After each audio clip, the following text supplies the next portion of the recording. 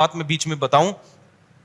دیکھو نبی صلی اللہ علیہ وسلم کا جب محاصرہ کیا نا مشرکین مکہ نے, عرب میں نا کچھ بڑے خاندانی قسم کی صفات تھیں, اگرچہ وہ کافر تھے, اگرچہ وہ مشرک تھے, لیکن غیرت لیس قوم نہیں تھی.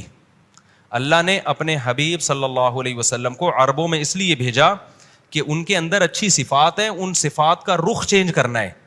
جو بغیرت لوگ ہوتے ہیں نا وہ دنیا میں کسی کام کے نہیں ہوتے, وہ اچھے ہو کے بھی خراب ہی ہوتے ہیں.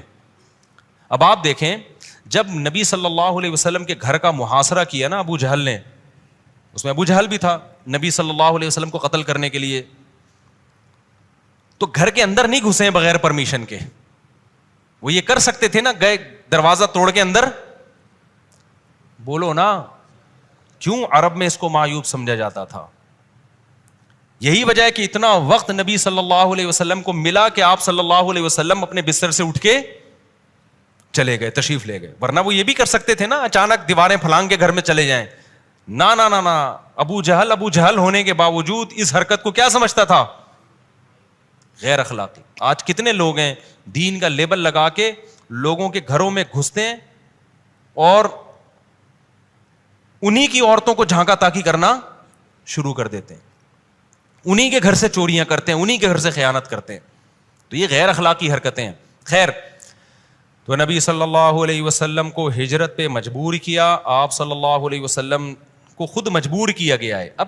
اب یہ کام کون ہے؟ جو اللہ کے کرنے کے کام ہے. نبی کیا کر رہے ہیں؟ گراؤنڈ ریئلٹی کو سامنے رکھ کر کوشش کر رہے ہیں. بھائی ہم لڑ نہیں سکتے, ہم نے کیا کرنا ہے؟ صبر صبر صبر صبر. بھائی اللہ کہہ رہا ہے میں مدد کروں گا, کیسے کرے گا وہ اللہ پہ چھوڑ دو, بھائی کیسے کرے گا. اب مدد آنے کے بجائے کیا ہو رہا ہے؟ قتل کے منصوبے بن رہے ہیں, اور آپ صلی اللہ علیہ وسلم کو مدینہ مکہ سے نکلنے پر مجبور کیا جا رہا ہے. ہمارے نبی جب مکہ سے نکلے تو بھی آپ نے یہ نہیں کہا کہ اللہ نے چونکہ مدد کا وعدہ تو کیا ہی ہے تو میں چلا جاتا ہوں, اللہ بچائے گا مجھے. نا نا نا نا, ہمارے نبی کیا کر رہے ہیں؟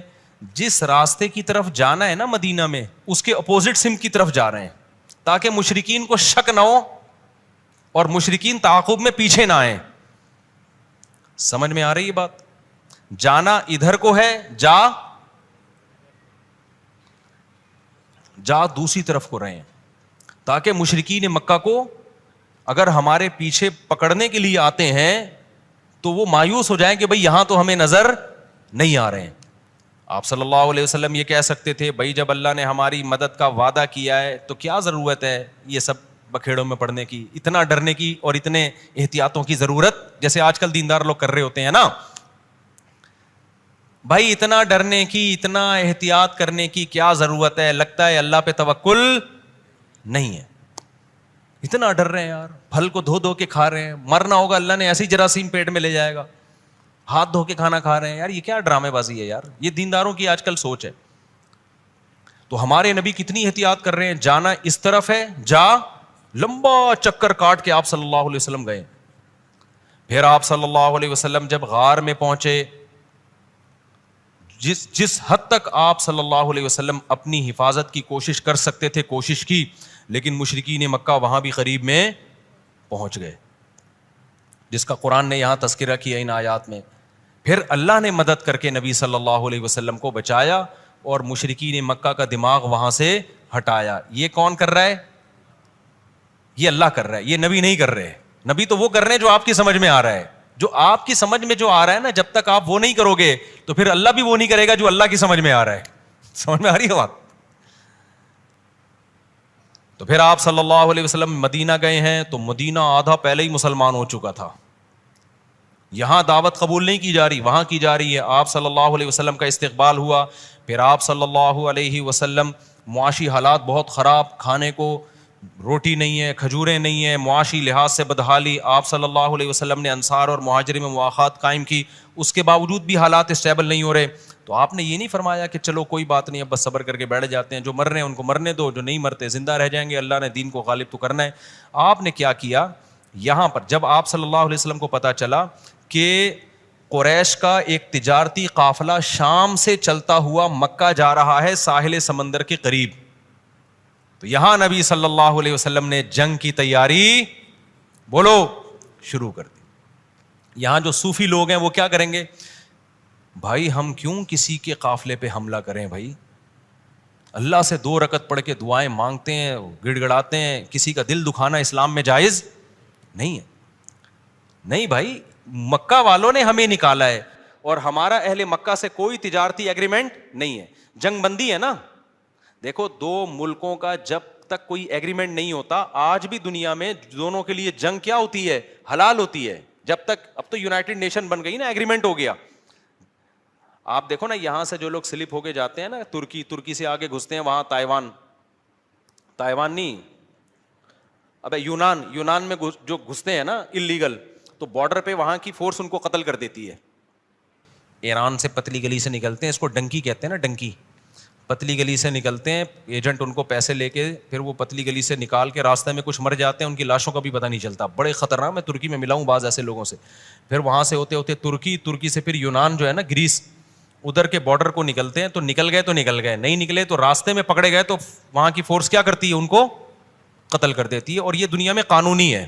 کیوں بھائی؟ آپ ہمارے کنٹری سے, آپ کا کوئی ایگریمنٹ تو ہے نہیں نا, تو آپ ہمارا بارڈر کراس کر رہے ہو تو ہم آپ کو مار سکتے ہیں. یہ دنیا میں آج بھی لیگل ہے.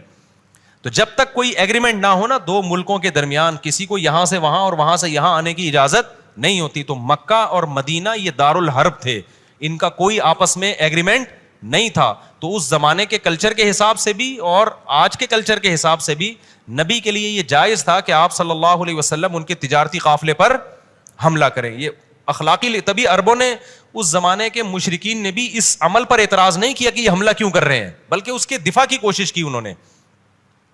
اس عمل پہ اعتراض نہیں تھا.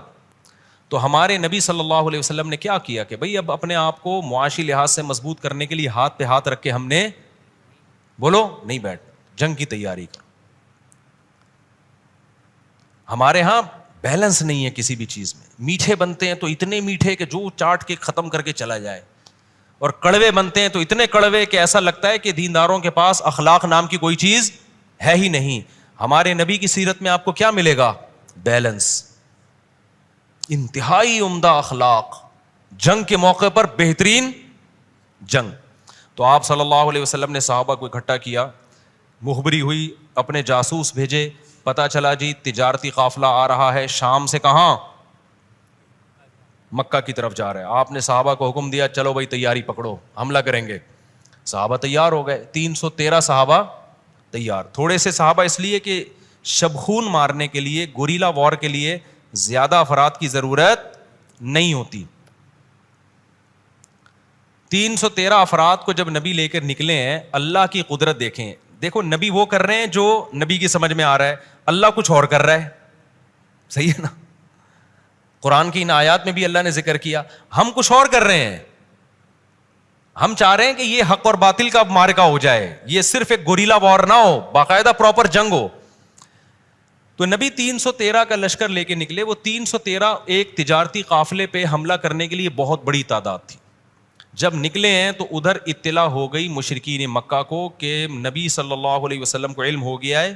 تو ابو سفیان نے پیغام بھیجا ابو لہب, ابو جہل کی طرف کہ بھئی ہمارے قافلے کی حفاظت کے لیے لشکر بھیجو.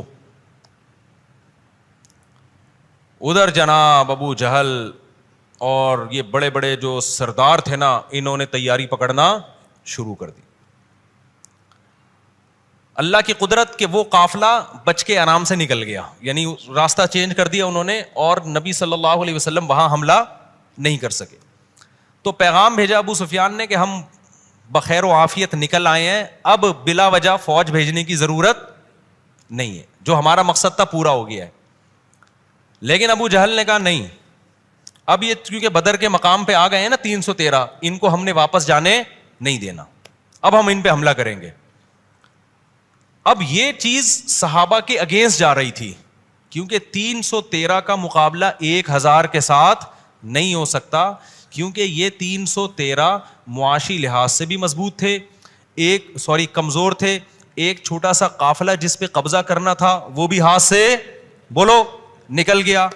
تو جو قوم معاشی لحاظ سے کمزور ہو, جو کھانے کی فکر میں کسی قافلے پہ حملہ کرنے کا ارادے سے نکلی ہو, وہ قوم ایک دشمن طاقت سے لڑ کیسے سکتی ہے؟ لیکن ہوا یہ کہ ابو جہل نے وہ پورا لشکر 1000 کا ساز و سامان کے ساتھ بھیج دیا اور بدر میں آمنے سامنے آ کے کھڑے ہو گئے. اب صحابہ کے پاس نہ واپسی کا آپشن اور اسباب کی دنیا میں نہ لڑائی کا آپشن تھا. میں اس لیے اتنی ڈیٹیل بیان کر رہا ہوں. آج جس پاگل کا موڈ اٹھتا ہے نا, وہ کہتا ہے یہاں بم پھاڑ دو, یہاں یہ کر دو, یہاں یہ کر دو, حکومت کو پلٹ دو, حکومت کو لڑ دو. او بھائی تیرے پاس ہے کیا؟ تو فوراً مثال دیتے ہیں صحابہ کے پاس کیا تھا. وہ 313 جب 1000 پہ آ سکتے ہیں تو ہم کیوں نہیں آ سکتے؟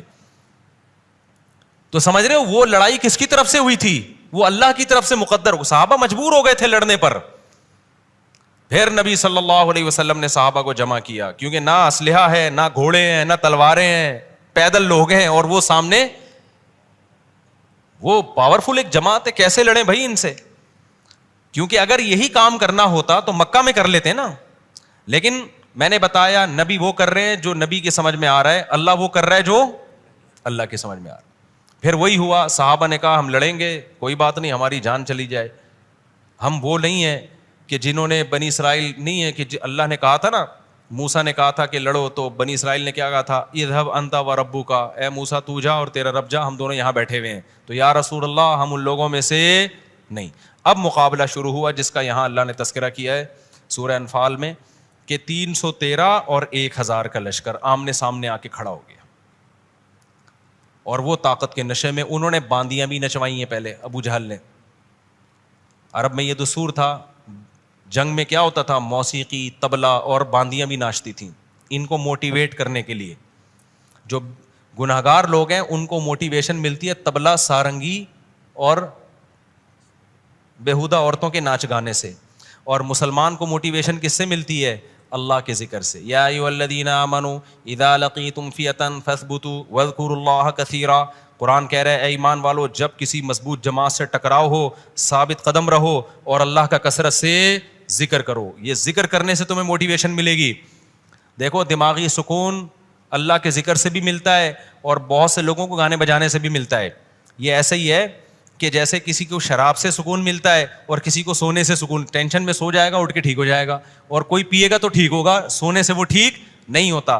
تو یہ جو شراب سے ٹھیک ہو رہا ہے اس کی نیچر خراب ہو چکی ہے. جو سونے سے جس کا دماغ سیٹ ہو جائے نا اس کی نیچر صحیح ہے. تو ایسے ہی دنیا میں بھی یہ اصول ہے کہ موسیقی کے جس کا دماغ سیٹنگ پہ آ رہا ہے نا, اس کا مطلب دماغ کی سیٹنگ خراب ہو گئی ہے اس کی. اب کیا ہوا ہے کہ جی 1000 کا لشکر, 313 کا لشکر. عرب بڑے عجیب قوم تھے. اللہ نے اپنے حبیب صلی اللہ علیہ وسلم کو عربوں میں ایسا ہی نہیں بھیج دیا, کیونکہ اللہ جانتے تھے یہ جتنے بھی برے ہیں یہ ٹھیک ہو گئے نا تو ان سے زیادہ ٹھیک بھی پھر کوئی نہیں ہو سکتا. ابھی آپ کو ایک ابھی مدینہ کا واقعہ سناؤں میں.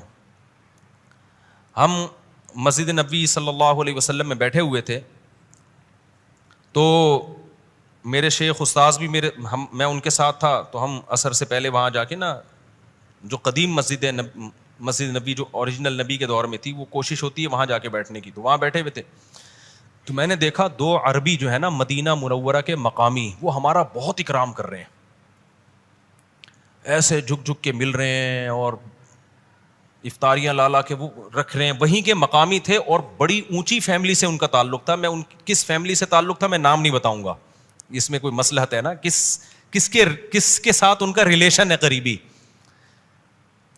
تو بڑے اچھے خاندان کے وہیں کے مقامی, بہت خدمت کر رہے ہیں. میں نے کہا یار یہ ان کو ہو کیا گیا ہے. اچھا میرا نام بھی جانتے, کہتے ہیں شیخ مفتی طارق مسعود. میں نے کہا نعم, ٹھیک ہے نا. اچھا ہمارے استاذ کی بھی بڑی خدمت کر رہے. بھائی میں حیران, یار ان کو ہو کیا گیا ہے, اتنی محبت. پھر افطاری کے وقت میں نا لقمہ بنا کے کھلا رہے ہیں مجھے بھی اور استاذ کو بھی. ہمارے عربی لوگ نا کسی کو لفٹ نہیں کراتے. جو سعودی عرب میں رہا ہے نا ان کو پتا ہے, اور سعودی بھی ہو اور اتنی بڑی فیملی سے تعلق بھی ہو. اچھا لقمہ بنا کے کبھی پنیر لا کے رکھ رہے ہیں, کبھی کیا رکھ رہے ہیں. تو میں نے پھر پوچھا, میں نے ساتھیوں سے پوچھا بھائی اتنا فری کیوں کرا رہے ہیں. پھر انہوں نے خود بتایا. انہوں نے کہا بھائی ہم یہاں تبلیغ سے جڑتے ہیں, تبلیغ والوں کے ساتھ. انتم اخرجتمونا من الضلالۃ الی الہدایہ, یہ اس کے الفاظ. تم وہ لوگ ہو جنہوں نے ہمیں گمراہی سے ہدایت کی طرف نکالا ہے, یعنی تبلیغ والے. تو ہم بھی چونکہ پاکستان سے ہیں نا, نسبت ہماری بھی انہوں نے پاکستان سے جوڑ دی نا تبلیغ سے, کہ ہم تو گمراہی میں جا رہے تھے, تبلیغ والے آئے ہمیں اللہ کے راستے میں جوڑا اور ہم گمراہی سے نکل کے کدھر آ گئے, ہدایت کی طرف. تو اب جو بھی پاکستانی ان کو لگے گا نا تھوڑا سا پکڑی شکڑی, تھوڑا سا تبلیغی اسٹائل, وہ اس کا یہی کرام کرتے ہیں. یہ میں ابھی جو آپ کو بتا رہا ہوں نا وہ جذبات نہیں بن رہے. جب یہ سن رہا تھا نا میں ان سے, تو جو اس وقت میرے جذبات تھے نا وہ میں بیان نہیں کر سکتا. میں اپنے آنسوؤں کو چھپا رہا تھا ان سے, اور کافی دیر تک میرے آنسو بہتے رہے ہیں کہ یار کیسے خاندانی لوگ ہیں. ہمارے یہاں کسی کو پکڑ کے سہروزہ لگا دو, انسان کا بچہ بن بھی جائے گا نا پھر بھی بھول جائے گا. آپ ملے نا, یار تو نے میرا بیان سن کے داڑھی رکھی ہے, تو کیا ہو گیا, رکھ لی تو ہے ایسے کرے گا نا, تو کیا ہو گیا بھائی, آپ نے میرا بیان سن کے سنا ہے کہ کوئی اللہ نے توبہ کی تو ہاں دے دی تھی, تو وہ تو بہت ہیں دنیا میں, تو کیا کریں, بھول جاتے ہیں نا. میں نے کہا بھائی ہم نے ڈائریکٹ اس کو دعوت بھی نہیں دی ہے, دعوت دی تبلیغ والوں نے, اور فائدہ کس کو ہو رہا ہے ہر پاکستانی مولوی کو وہ عزت دے رہے ہیں, اکرام کر رہے ہیں, کھجوریں پنیر میں اور مکھن میں ڈبو ڈبو کے کھلا رہے ہیں. ہم نے کہا واڑے وہاں حاجی عبدالوہاب صاحب زندہ باد. قربانی تو وہ دے کے گئے, پیڑے کون کھا رہا ہے, قربانی تو حاجی صاحب دے کے چلے گئے نا, حضرت حاجی عبدالوہاب رحمۃ اللہ علیہ. پیڑے کون کھا رہا ہے, بعد والے, ہم جیسے نالائق کیا کر رہے ہیں, پیڑے کھا رہے ہیں. لیکن میں نے کہا ان کے جذبے کو دیکھو یار, مدینہ منورہ کے ہیں یہ, اتنی